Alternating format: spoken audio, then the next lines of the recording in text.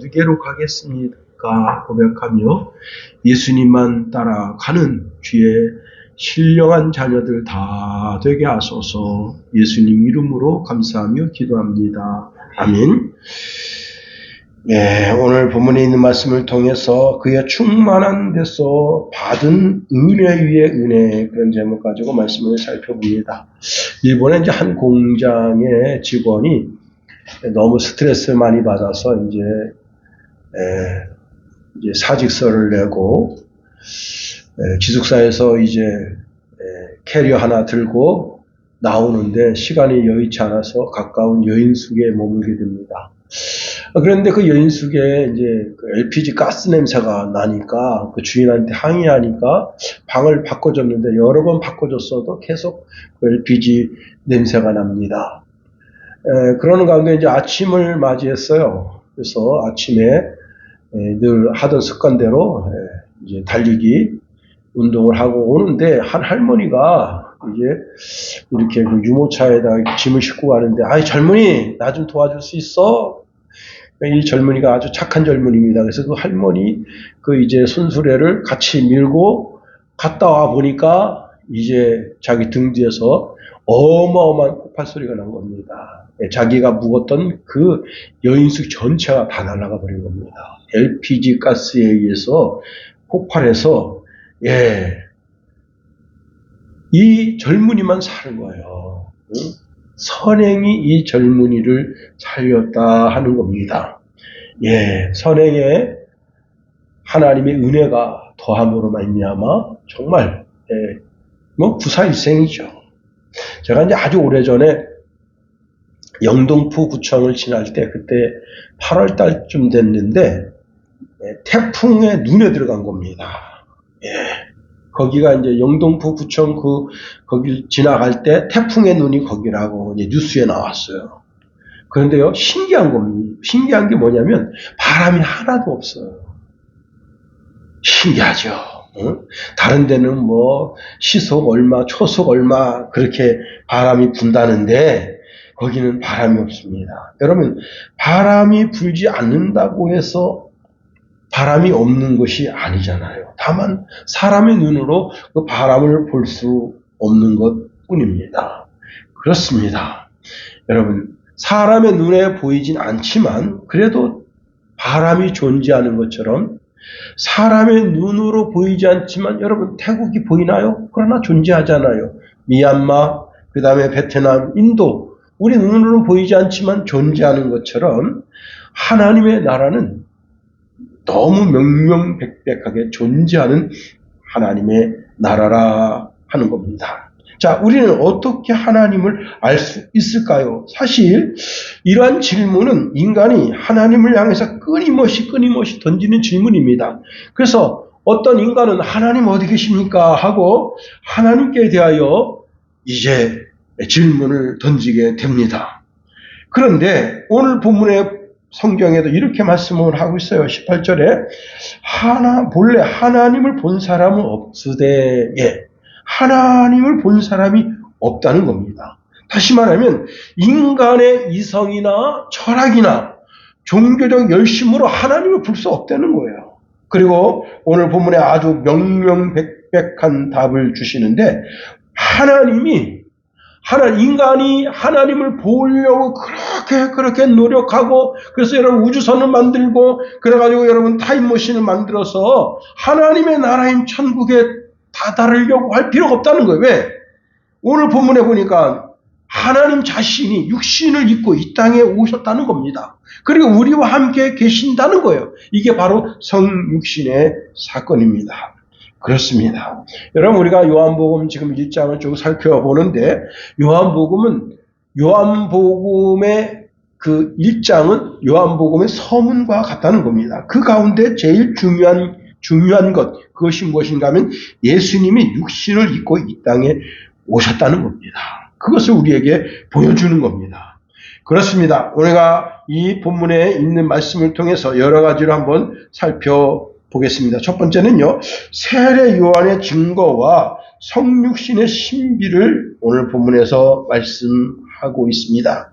사도 요한이 성육신을 제일 처음으로 알아본 증언자라는 사실입니다. 자, 세례 요한은 그리스도를 보고 난 후 가만히 있을 수가 없는 거예요. 그가 큰 소리를 외치는 겁니다. 자, 예수님을 향해서 보라, 세상 죄를 지고 가는 하나님의 어린 양이다. 수많은 사람들에게 너희들이 지금 육신의 눈으로 보고 있는 저 예수가 사실은 하나님의 어린 양, 하나님의 그리스도다. 창세기 3장 15절에 그렇게 말씀하신 하나님의 어린 양이다 라고 모든 사람에게 알게 했다는 겁니다. 그런데 지금 요한이 이 말씀을 외치고 있는 곳이 어디냐면 광야입니다. 광야. 예. 그런데 광야에 사람이 있겠어요? 없죠. 그런데 지금 광야에 수많은 사람들이 몰려들었습니다. 그럼 왜 광야에 이 사람들이 몰려들었는가 하면 하나님의 말씀이 세례 요한에게 임했기 때문입니다. 누가복음 3장 2절에 이렇게 말씀하고 있습니다. 안나스와 가야바가 대제사장으로 있을 때에 하나님의 말씀이 빈 들에서 사가랴의 아들 요한에게 임한지라. 하나님의 말씀이 요한에게 임했다는 겁니다. 예. 자, 이 말씀은 굉장히 중요한 말씀인데 말라기 선지자 이후에 이스라엘 선지자가 일어나지 않았습니다. 그리고 하나님이 그 누구에게도 직접 말씀을 주시지도 않으셨어요. 그렇게 해서 약 400년이 지나간 겁니다. 그런데 여호와 하나님의 말씀이 지금 요한에게 임했다는 겁니다. 다시 말하면 하나님은 400년 동안 침묵하셨지만 결단코 하나님은 하나님의 백성을 방치하지 않으신다는 겁니다. 그리고 더더욱이 지금 말씀이 임하는 곳이 어디예요? 빈들입니다. 빈들. 빈들이라는 말 뜻은 텅 비었다는 겁니다. 자, 텅 비었다는 말 뜻은 무엇인가 하면 채워져야 할 갈급함이 있다는 겁니다. 자, 그러나 인간들 손으로는 그 빈들을 채울 수가 없습니다. 그야말로 광야죠. 예. 사람이 그 넓은 광야를 뭐로 채울 수 있겠습니까? 작년에 이제 8월 달에 비가 참 많이 왔는데, 아프리카 어느 한 지역에요. 비가 이틀 동안 왔는데, 860mm가 왔습니다. 예. 100mm가, 이 정도 되냐면 800mm가 이만큼 온 겁니다. 그런데, 순간적으로 거기 뭐가 형성됐는가 하면, 호수가 형성된 겁니다. 예, 신기합니다. 예. 사막에, 어떻게 저기에 식물의 씨앗이 있을까 하는데, 야, 그 파란 꽃이 폈어요. 순간적으로 그 꽃이 폈습니다. 이렇게 쫙 자라가지고 요만한데, 그 풀이, 그 보라색 꽃을 쫙 핀 겁니다. 진짜 이뻐요.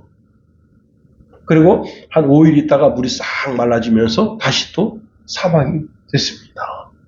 예. 하나님이 하실 수 있죠. 사람이 그 넓은 사막에 뭘 채울 수 있겠습니까? 그런데 여러분 그 텅 빈 사막에 하나님의 말씀을 갈급하는 사람들이 거기 채워지게 됐습니다. 예, 수많은 사람들이 그 광야에 임한 하나님의 말씀을 기대하며 거기에 수많은 사람들이 모여 들었다는 겁니다. 그러면 왜 거기 그 광야에 그 많은 사람들이 거기에 가서 요한에게 임한 말씀을 들으려고 했는가? 여러분 400년의 침묵을 지나서 임한 여호와의 말씀이기 때문에 그렇습니다. 그런데 여러분 사실 요한이 누굽니까? 요한은 나시린입니다. 나시린. 그는 하나님의 선하심을 온전히 신뢰하고 그 음성을 깨달아 하는 지혜가 있는 자다 하는 겁니다. 여러분 나시린 그러면 우리가 퍼뜩 생각나는 게 뭐죠? 삼손. 예, 삼손은 나시린이었잖아요. 어릴 때부터 머리에 삭도를 대지 아니하고, 예, 그 다음에 이제 그 죽음, 예, 부정한 것을 만지지 않고, 그 다음에 이제 포도주와 그 포도에 관한 그 어떤 것도 먹지 못하도록 하나님께로부터 명령받고 있는 사람입니다. 자, 근데 그 요한은 자기 아버지가 지금 제사장이어서 자기도 예루살렘 성전에서 그냥 제사장으로서 그냥 편하게 살 수 있어요. 근데 그 모든 걸 포기하고 광야에 나간 겁니다. 여기서 더 중요한 것이 있습니다.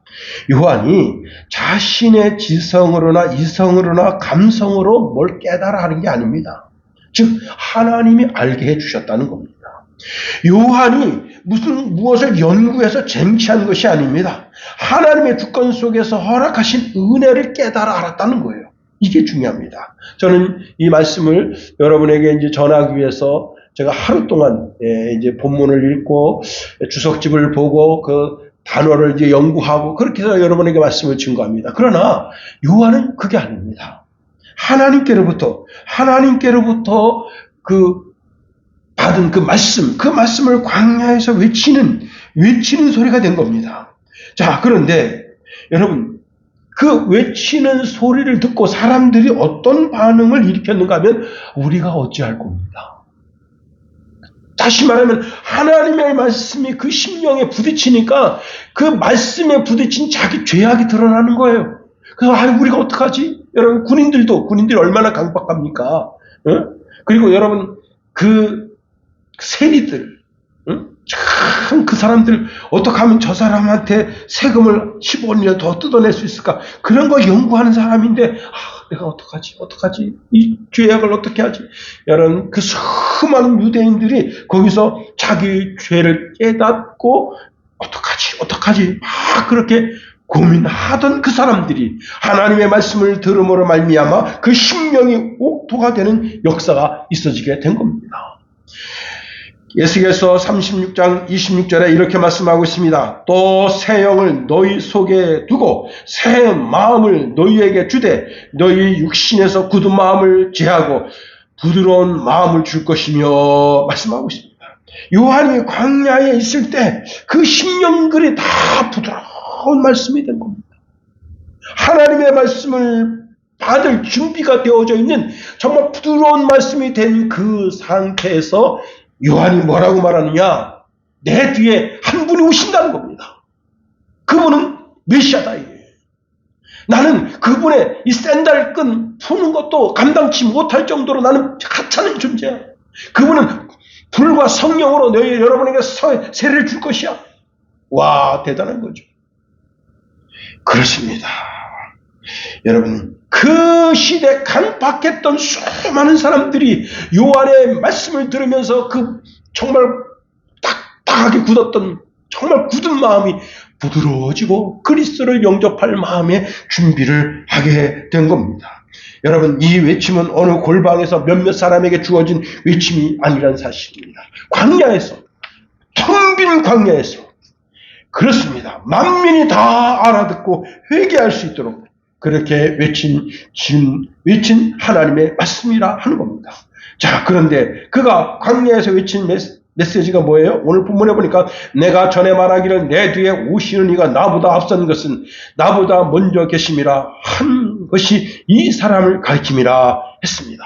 요한은 자신 뒤에 오실 분이 있다. 그분을 기대하라는 거예요. 그분은 나는 지금 그분의 길을 예비하는 정도자에 지나지 않는다는 거예요. 그런데 그분이 오시면 모든 진리로 너희들을 인도하게 될 것이라 말씀하고 있습니다. 그렇습니다.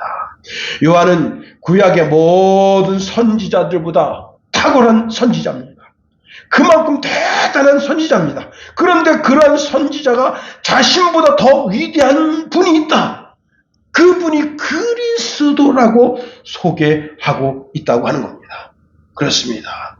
요한은 자신은 광야에서 외치는 소리에 지나지 않는다 말씀합니다. 여러분 옛말에 이런 말이 있어요. 원님 덕에 나팔 분다. 원님이 행차하면 나들이 나팔을 부는데 원님의 행차를 알리는 거죠. 요한이 지금 광야에서 이렇게 목에 힘을 주어서 하나님의 말씀을 선포하는 그 모든 것은 내 뒤에 진정한 권세자 예수 그리스도가 여기 온다는 거예요. 여기 있는 김용호도 나팔습니다. 지금 강제상에서 여러분에게 말씀을 정말 목에 힘을 주어서 증거하고 외치는 것은 내 뒤에 다시 오실 그리스도가 계심을 여러분에게 소개하고 있는 것 그 자체라는 사실입니다. 더 나아가 요한이 밝히는 진실은 참 매우 놀랍습니다. 사실 요한은요 육적 예수님보다 생일이 6개월 빨라요.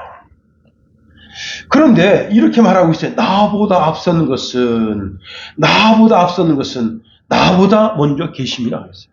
나보다 먼저 계신 분이었다. 예수님은 사역도 세례 요한에게 이제 이렇게 물로 세례를 받고 난 뒤에 사역을 하셨습니다. 그러면 예수님은 요한보다 뒤에 계신 분인데 요한은 그렇게 말하지 않았습니다. 나보다 먼저 계신 분이라는 거예요. 요한은 영적인 비밀을 알고 있었다는 겁니다. 자, 예수님은 육신을 입고 이 땅에 오시기 전 창조주 하나님과 더불어 선제해 계셨던 분이시고 동시에 하나님과 동등한 분이시다. 그의 신분이나 권능이 요한 자신과는 비교할 수 없는 분이다 하는 겁니다. 심지어 여러분, 그 마리아가 이제 엘리사벳이 잉태됐다는 이야기를 듣고 이제 만나러 갔어요. 그때 여러분, 지금 엘리사벳이 잉태한 지 6개월 됐습니다. 근데 놀라운 일이 생깁니다. 그 애가 그 태중에서 마리아를 맞이하고 막 거기서 막 요동치는 거예요. 자, 요한은 자신이 그리스도와 비교할 수 없는 별 볼 일 없는 존재라고 자기 자신을 그렇게 겸손히 낮추고 있습니다. 당시 요한에게 수종들던 요한을 추종하는 자들이 많이 있었습니다. 심지어 요한이 메시아인 줄 오인하는 사람들도 있었습니다. 그리고 요한이 죽은 이후에도 계속해서 요한을 따르는 수많은 제자들이 있었다는 사실입니다. 그런데도 요한은 자기 자신은 예수님과 나를 비교한다면 나는 정말 유약한 존재예요. 별 볼 일 없는 존재다. 정말 미약한 존재라고 하면서 그리스도를 높였다는 사실입니다. 그렇습니다. 여러분, 우리가 우리 삶에서 정말 우리 주님을 높일 수 있겠는가? 누가복음 3장 16절 17절에 이렇게 말씀하고 있습니다. 요한이 모든 사람에게 대답하여 이르되 나는 물로 너희에게 세례를 베풀거니와 나보다 능력이 많으신 이가 오시나니 나는 그의 신발끈 풀기도 감당하지 못하겠노라. 그는 성령과 불로 너희에게 세례를 베푸실 것이요 손에 키를 들고 자기의 타작 마당을 정하게 하사 알곡을 모아 곳간에 들이고 쭉정이는 꺼지지 않는 불에 태우리라 말씀하십니다. 이게 요한이 본 그리스도입니다. 예수님이에요. 예, 자기의 능력과는 비교할 수 없는 분이다. 자기는 신발끈도 묶거나 풀 수 있는 그런 존재가 못 된다는 거예요. 여러분, 신발끈을 푸는 존재는 누구냐면 그 집에서 이제 보통 이제 뭐 7, 8살, 뭐 나이가 많으면 12살 정도 되는 기집 아이가 손님이 오면 옛날 그 사람들 다 샌들을 신어요. 그 샌들끈을 풀어주는 거예요. 저처럼 이렇게 헤비한 사람들은 신발끈 묶고 푸는 거 참 힘듭니다. 요즘 신발은 옆에 이렇게 따라락 돌리는 거 있잖아요. 그게 참 편하더라고. 어디 갈 때 집에서 나와서 이제 그 계단에다가 신발 하나 딱 올리고 그리고 또르륵 하면 채워지잖아요. 그죠? 그런데 이제 그 운동할 때 신발을 이제 끈을 묶잖아요. 그러면 참 이게 배가 나와서 신발끈 묶는 게 참 쉽지가 않습니다. 그런데 누가 와서 도와준다고 생각해 보세요. 아주 가느다란 손가락, 아주 진짜 보드라운 손가락으로 와서 신발끈을 쫙 묶어주는 거예요. 그게 누가 하는 일인가 하면 그 집에서 가장 작은 아이. 그런데 요한은 그 아이만도 못하다 자기 자신을 그렇게 지금 표현한 겁니다. 뿐만 아닙니다. 예수님은 성령과 불로 세례를 주는 분이다. 나는 지금 물로 세례를 주고 있어. 그런데 이분은 그런 분이 아니야. 성령과 불로 세례를 줄 뿐이야. 그 다음에 마지막 심판주가 된다라고 소개하고 있습니다. 그렇습니다. 그리스도는 나보다 먼저 계신 분이고 아브라함보다도 먼저 계신 분이고 나는 태어나지도 않았을 때 이미 그분은 영원 전부터 계셨던 분이다. 그렇습니다. 이것을 요한이 지금 수많은 사람들 앞에서 내 뒤에 계신 분이 누군지를 소개하고 있다고 하는 겁니다. 그렇습니다. 그리고는 여러분, 그가 실로 놀라운 고백을 하고 있는데 그 고백이 무엇인가 하면 그는 흥해야 하겠고 나는 쇠하여야 하리라 하고는 역사 속에서 조용히 사라졌다는 겁니다. 쇠한다는 게 뭐예요? 여러분, 그 쇠한다는 말이 뭐냐면 여러분, 그 아주 뜨거운 여름날 이게 풀을 탁 잘라버려요. 그러면 정말 그 뜨거운 태양 속에서도 빳빳하게 올곧게 서 있던 풀이 그냥 하고 다 그냥 시들어버려요. 그렇게 되는 게 쇠하는 거예요. 근데 나는 내 사명, 이 그리스도를 여러분에게 소개하는 사명을 다 하고 난 다음에 나는 역사의 뒤안길로 그냥 사라져. 그래야 될 존재, 그런 존재 정도야. 그러나 그리스도는 모든 만인들이 알아야 될 존재라 그렇게 소개하고 있습니다. 더 나아가 오늘 본문의 말씀을 보니까 그리스도의 충만한 은혜를 소개하고 있습니다. 16절 말씀 보세요. 우리가 다 그의 충만한 데서 받으니 은혜 위에 은혜로라. 예, 뭐든지 참 충만한 건 좋은 겁니다.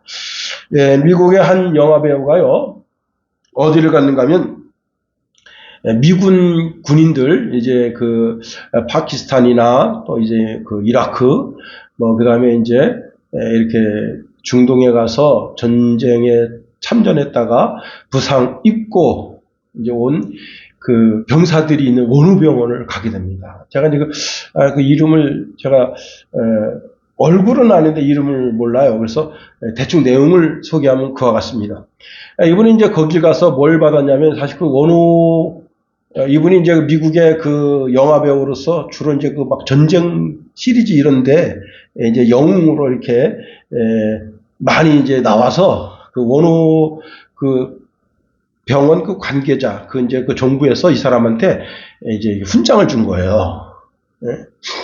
그래서 훈장을 받아가지고 그리고는 이제 나오다가 자기 이제 공식 행사가 다 끝났습니다. 훈장을 받고 이제 이만한 훈장 그 두개 딱 들고 이제 그 훈장을 수여한 데 말고 계단을 내려와서 딱 복도로 가는데 복도에 수많은 사람들이 그 진짜 그 매트 있잖아요. 매트 같지도 않은 매트를 깔고 거기서 수많은 사람들이 거기 누워 있는 거예요. 그게 누군가 하면은 이 부상당한 군인을 돌보는 가족들입니다. 그런데 이게 한두 사람이 아니에요. 320명 정도가 지금 그 병원에서 그렇게 하고 있는 거예요.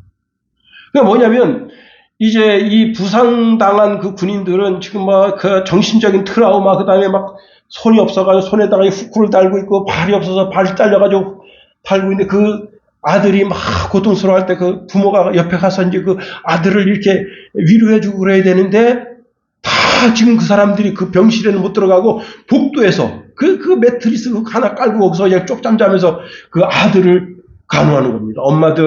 엄마, 아빠, 그리고 할아버지, 할머니, 심지어 뭐 누이들, 형제들이 깜짝 놀랐어. 그래서 자기가 그 자리에서 이 모든 사람들이 다 그 병사들을 이렇게 편안하게 치유할 수 있는 병원을 지으려면 돈이 얼마가 들어가겠습니까? 하니까 병원장이 이야기합니다. 얼마가 돈이 필요한데 사실은 우리가 그걸 마련할 길이 없습니다. 그 사람이 그 자리에서 그 액수 그 이상의 돈을 기부한 겁니다. 와! 그래서 이분이 이런 말을 했어요. 무슨 말을 했는가 하면 이분들이야말로 진짜 영웅들이신데 이런 취급을 받으면 안 되죠. 나는 가짜 영웅입니다. 왜? 영화 속의 영웅이다. 나는 가짜 영웅. 이분들이야말로 진짜 영웅들인데 이런 취급을 받으시면 안 되죠. 자기 전 재산을 갖다 집어넣는 겁니다. 그래서 미국에서 그 원우병을 지었고 그 다음에 이제 그 환자 한 명과 그리고 이제 그 가족이 들어가서 그 환자들을 케어할 수 있도록 바로 옆에서 케어할 수 있도록 그렇게 병원을 지은 겁니다.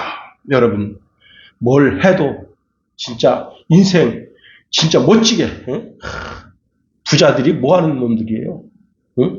자기들이 대한민국에서 돈 벌었으면 정말 이 시대에 정말 그 가난한 분들을 위해서 뭔가 가난한 분들이 다시 재활하고 일어설 수 있는 그런 프로그램을 만들어야 되죠.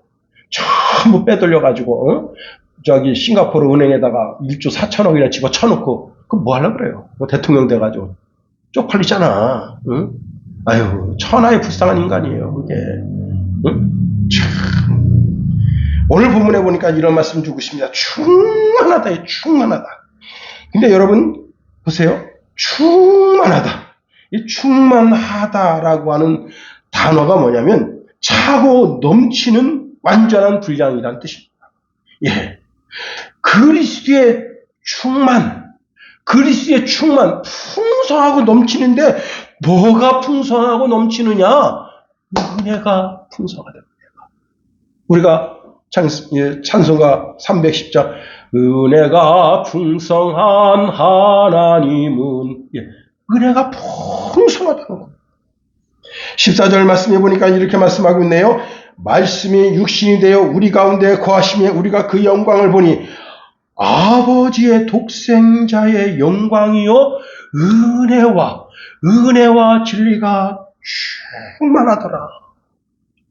그렇습니다. 그리스도에게 있어서 은혜와 진리가 충만해서 그것이 흘러넘쳐서 온 나라와 온 세계를 덮고 있다는 겁니다.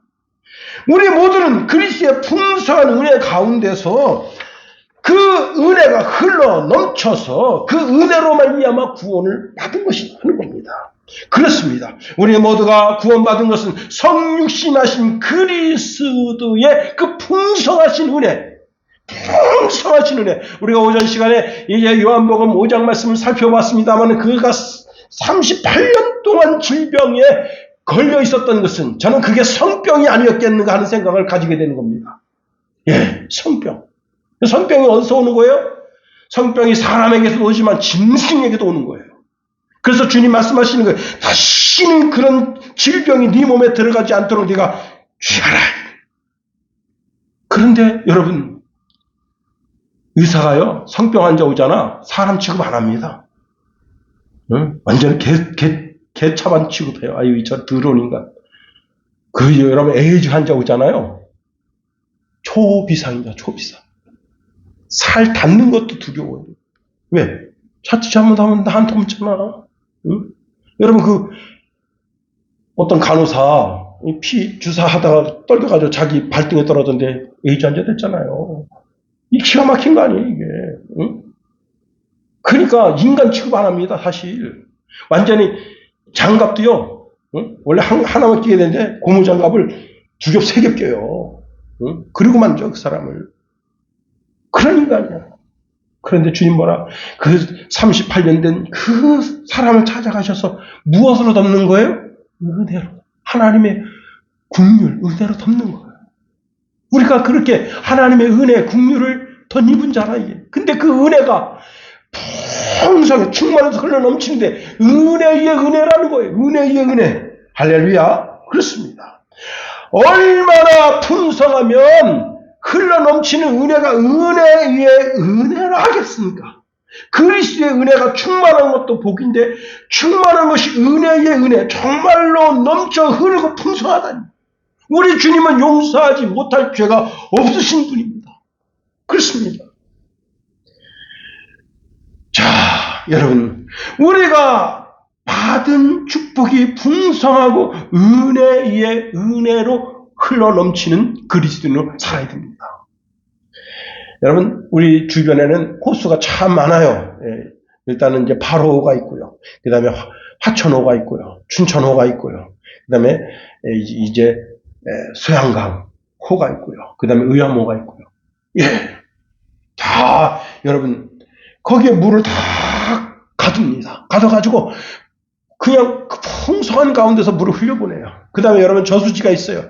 우리 춘천시에 저수지가 몇 개 있나 보니까 3개가 있더라고요. 노루목 저수지가 있고요. 용산 저수지가 있고요. 진해리 저수지가 있습니다. 이 저수지에서 풍성하게 물을 받아가지고 그걸 여름에 농사 짓는데 물을 쫄쫄쫄 흘려보내서 풍성하게 농사를 짓게 하는 겁니다. 그렇습니다.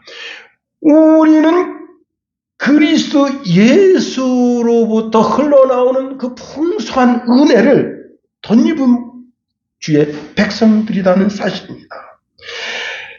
충만한 풍성을 가지고 계신데 그분에게부터 계속해서 끊이지 않는 하나님의 은혜가 하나님의 국률하심이 계속해서 이 하나님의 은혜와 국률하심은 인간의 지혜로 그 어떤 측량 도구로도 측량할 수 없다는 겁니다. 우리가 하나님의 자녀가 된 것만 생각해도 정말 은혜의 은혜라는 사실입니다. 더 나아가 하나님은 선하심이 풍성한 분이시다 하는 겁니다. 시편 86편 13절에 보니까 이는 내게 향하신 그의 인자가 크사 내 영혼을 깊은 음부에서 건지셨음이니이다 말씀했습니다. 시편 98편 3절에 보니까 저가 이스라엘 집에 향하신 인자와 성실을 기억하셨으므로 땅의 모든 티끌이 우리 하나님의 구원을 보았도다 말씀했습니다. 시편 119편 1절 2절에 보니까 너희 모든 나라들아 여호와를 찬양하며 너희 모든 백성들아 저를 칭송할지어다. 우리들에게 향하신 여호와의 인자하심이 크고 진실하심이 영원함이로다. 할렐루야 말씀하고 있습니다. 하나님은 선하심이 아주 풍성한 분이시다. 선에서 선이 나오고 악에서 악이 나온단 말이에요. 근데 우리 하나님은 선하신 분이에요. 선하신 하나님이 그 선이 충만한 거예요. 여러분, 악한 자에게서 은혜 받으면 악한 자의 종자가 되는 겁니다. 그런데 선하신 하나님께로부터 은혜를 받으면 선한 자의 자녀가 되는 거예요. 시편 136편 1절에 보니까 여호와께 감사하라 그는 선하시며 그 인자심이 영원함이로다. 여러분, 우리 하나님이 선하시기 때문에 우리도 선한 역사를 이루는 삶을 살아야 되는 겁니다. 우리는 하나님의 선하심을 맛보았습니다. 선하심은 거룩함을 지향하는 거예요. 예, 거룩함은 영광은 영화로움을. 그래서 우리는 하나님을 찬양하냐? 안 수가 없는 겁니다. 더 나아가 우리가 받은 은혜를 값없이 받았다는 사실입니다. 사실 은혜라는 말 뜻이 값없음이라는 뜻입니다. 대가를 지불하지 않았다는 겁니다. 공짜로 받았다. 여러분 공짜 좋잖아요, 그죠? 제가 어릴 때 이제 우리 초등학교 주변에 월남으로 파병 가는 부대가 많이 있었습니다. 그럴 때마다 이제 우리가 길가에 나와서 그 파병 받는 군인들한테 박수를 막 쳐줘요. 잘 가서 싸우고 이기고 돌아오라. 예? 이기고 돌아오라. 나만의 용사들. 그런데 이제 그분들이 파병 가면서 뭘 하냐면 자기가 그동안 아껴 먹던 건빵, 그 다음에 이제 미군들하고 같이 생활하게 되니까 미군 식사를 같이 이제 배워야 되는 거예요. 그래서 이제 이렇게 치즈 같은 거, 그 다음에 햄 같은 거 던져줍니다. 죽는 사람이 인자예요. 죽는 사람이. 문제는 뭐냐. 자, 그 학교 정문 앞에서 던져주는데 한 여학생이 저 차에서 던져줬는데 이 차가 불과 한 15초 뒤에 와요. 근데 그 건빵 건지겠다고 딱 던져들은 거예요. 여러분, 공짜 받으려다가 그 애는 죽을 뻔봤어. 근데 그 차가 지나간 거예요. 거기서 엉금엉금 그 건빵 주고 엉금 기어 나온 거야. 하나도 안 다치고. 물론 이제 이만 좀 까졌는데 선생님이 아끼지 이렇게 빨간 거 발라준 거예요. 왜? 공짜니까. 주소님자가. 야, 근데 그 여학생은요, 야, 얼마나 두렵겠어. 그 차가 높아요. 예? 그 이제 지무시라는 차인데 그 차고가 높아. 그러니까 애가 별로 안 다친 거야. 그렇지 않습니까? 큰일 나는 거예요. 차 바퀴에 깔려서 봐. 그 차에 병사들이 30명씩 타고 있는데 30명이 여러분 한 사람이 몸무게가 60kg라고만 쳐봐요. 그 얼마나 돼? 큰일 나는 거예요. 근데 왜 그렇게 한 거예요? 공짜니까. 사람도 다 공짜를 좋아합니다. 그런데 하나님이 우리에게 주신 은혜도 다 공짜라요. 공짜로 주시는. 그런데 그리스도는 어떻게 해요? 그 우리에게 주시는 그 긍휼을 주시기 위해서, 구원을 주시기 위해서 그리스도는 어마어마한 대가를 치른 거예요. 상상할 수 없는 대가를 치른 거예요. 응? 제가 이제 우리 시골집에 보일러실 옆에 문이 있는데 그 문이 잘 안 닫혀요. 그 아버지가 야, 그거 좀 가서 손 좀 봐라. 그래서 낫으로 이렇게 해서 여기 싹 빈 거야. 와, 지금 여기 상처가 있습니다. 예? 낫을 확 튕기신 거야. 그냥 확딱 튀어나더라고. 아유, 씨. 이놈의 거 그냥, 응? 근데 우리 집사람 옆에서 봤어. 우리 집사람 보고, 여보, 나 다쳤다는 말 하지 말고 가만히 있어. 또 이것도 노인네들 알면 또 노인네들이 그냥 뭘 하실 거 아니야. 그래서 내가 이렇게 하고, 끝내고 그 문을 고쳤어. 야, 근데 그거요. 순간대로 화딱지 확 나더라고. 그냥 분노가 여기 치밀은 거야. 이거 조금 다쳤다고. 그런데 여러분, 예수님 그게 아니야. 응? 우리에게 구원 주기 위해서 여러분, 야, 참 어마어마한 대가를 치르신 거예요. 상상할 수 없는 대가.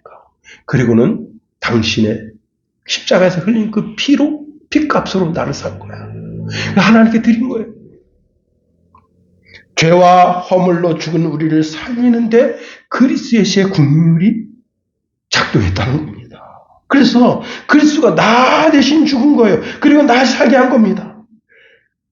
한 여인이 이제 결혼 생활 20년 됐는데 이 여자가 이제 남편이 나를 사랑하지 않는구나.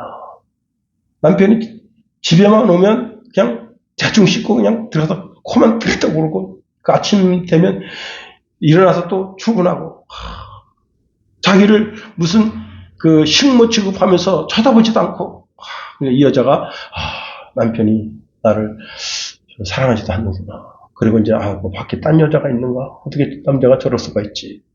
애들은 무럭무럭 커서 이제 대학 가니 어쩌니 뭐 그러는데 여자가 그냥 너무 남편이 그러니까 이 여자가 이제 상심해가지고 마음의 병이 됐습니다. 그런데 이제 그 동네에 이제 장 보러 갔다 오다가 그 오토바이가 그 바람에 의해서 이 여자가 밀렸는데 깨고창에 가서 처박힌 거예요.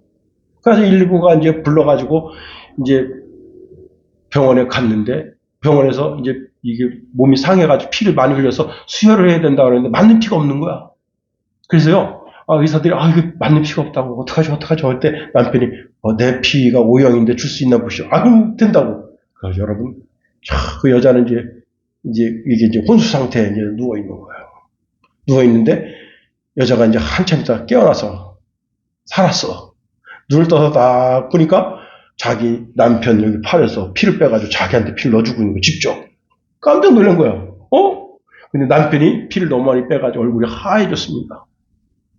이 피를 너무 많이 빼면 안 돼. 근데 그거 자꾸 와서 봐야 돼. 간호사가 봐야 되는데, 간호사가 신경도 안 쓰고 이제 남편 얼굴이 하얘지고 그냥 시체처럼 돼버리는 거여서 이 여자가 배를 눌렀어요. 빨리 와서 보라고. 그러니까 뭐 너무 많이 피를 뺀 거야. 근데 이제, 이 남편이 그래도 이제 정신 차리면서 여보, 괜찮소?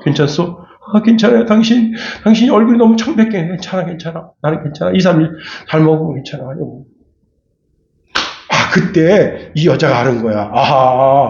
이 목석 같은 이 남편이 나를 끔찍이도 사랑하는구나. 자기를 피를 빼가지고, 자기가 지금 너무 피를 빼가지고 얼굴이 창백한데, 그런데도 괜찮아. 나를 사랑하는구나.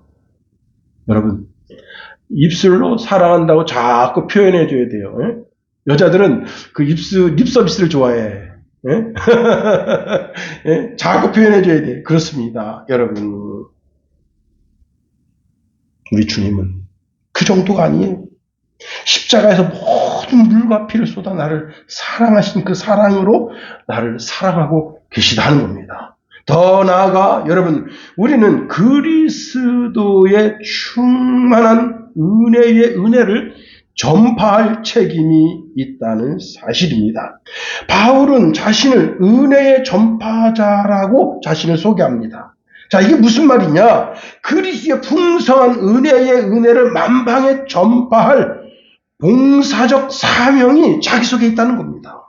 에베소서 3장 8절 9절 말씀해 보니까 이렇게 말씀하고 있습니다. 모든 성도 중에 지극히 작은 자보다 더 작은 나에게 이 은혜를 주신 것은 측량할 수 없는 그리스도의 풍성을 이방에게 전하게 하시고 영원부터 만물에 창조하신 하나님 곧 감추었던 비밀의 경륜이 어떠한 것을 드러내게 하려 하심이라 말씀하고 있습니다. 내가 사도된 목적이 있다. 그 목적이 뭐냐면 그리스도의 풍성을 이방에게 전파하라고 나를 사도 삼았다.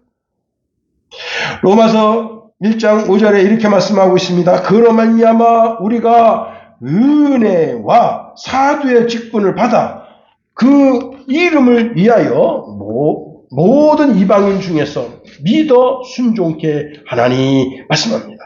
베드로전서 4장 10절 말씀해 보니까 각각 은사를 받은 대로 하나님의 각양 은혜를 맡은 선한 청지기 같이 서로 봉사하라. 그렇습니다. 여러분, 세상의 법과 정의는 죄의 무게를 달아요. 그런데 그리스도 은혜의 법은 죄의 결과를 덮어주고 그 인생을 새롭게 재창조하는 법이라는 사실입니다. 자, 그리스도의 충만한 은혜의 은혜를 어디다 사용하느냐? 세상 죄를 덮는데 압도적으로 그 은혜를 사용하고 있다고 하는 겁니다. 그렇습니다. 여러분, 은혜의 은혜는 그리스도의 은혜로 영원히 죽을 수밖에 없는 인생의 모든 형벌을 면제해 줄 뿐만 아니라 죽은 영혼을 다시 살리고 도저히 용서할 수 없는 자를 용서하는 하나님의 신령한 힘이다. 그리고 마지막 심판 자리에서 그 심판을 면하게 하는 축복 위에 축복이다 하는 겁니다.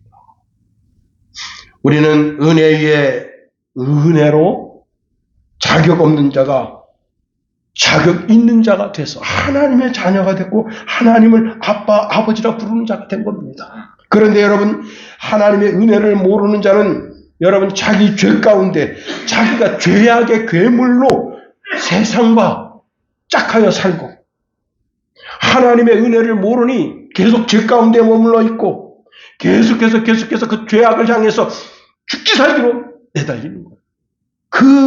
그 걸음을 멈추게 할 수 있는 그 유일무이라는 것은 그리스도의 충만한 은혜의 은혜를 전파하는 것뿐이다 하는 겁니다. 여러분, 오늘 요한은 대단한 분입니다. 예수님이 그리스도이신 것을 알아본 사람이에요. 여러분, 제자들도 몰라봤어요. 제자들도 예수님 십자가 달려 돌아가실 때까지 몰랐던 거예요. 그러나 요한은 알아본 거예요. 아, 이분이 하나님 자신이구나. 그걸 알아본 거예요. 우리는 요한복음 강해를 통해서 예수님이 누군지를 알았습니다. 세례 요한처럼 예수님을 널리 전파해서 충만한 은혜의 은혜를 온 만민들이 다 경험하고 그리스도 예수께 돌아오는 역사를 이루는 저와 여러분이 되기를 예수님 이름으로 축원해 드립니다. 기도하겠습니다. 하나님, 우리를 붙드시며 인도하소서.